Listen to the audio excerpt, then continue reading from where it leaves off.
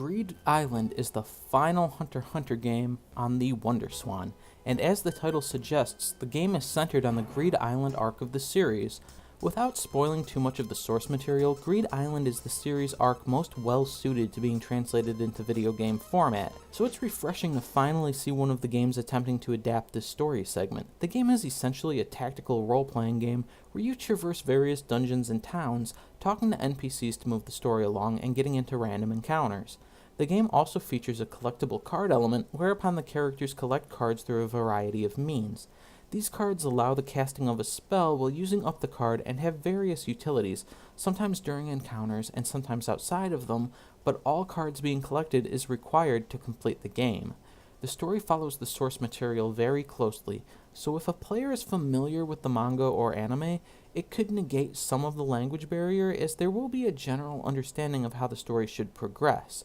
However, finding the correct NPCs or triggers at some points could be difficult, especially early on in the game when you are required to stay in a hotel until a certain date to progress the story.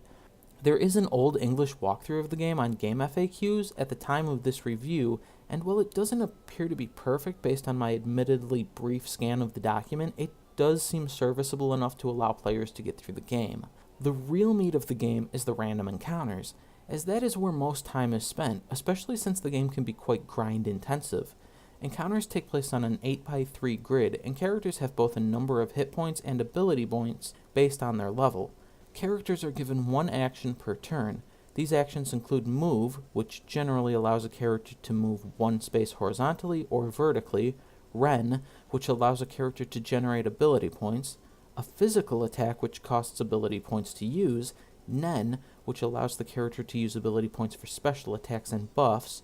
Book, which opens the book of collected cards to select one to be used as an item in battle, and Heal, which allows a character to recover lost hit points in exchange for a large percentage of their ability points. For added depth, certain abilities affect different sections of the grid, and characters or enemies can be pushed off their side of the grid, causing defeat. The battle system is unique and surprisingly versatile, but it is also noticeably slow.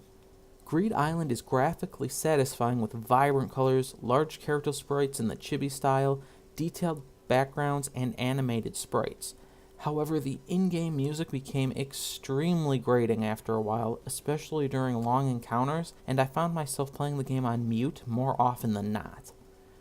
While Greed Island doesn't cover as interesting story beats as the previous two games due to the arc it adapts, the game more than makes up for it by having the most gameplay depth of any of the WonderSwan Hunter x Hunter games. Fans of classic turn-based RPGs who play Greed Island are likely to discover a satisfying, if a bit slow-paced, lighthearted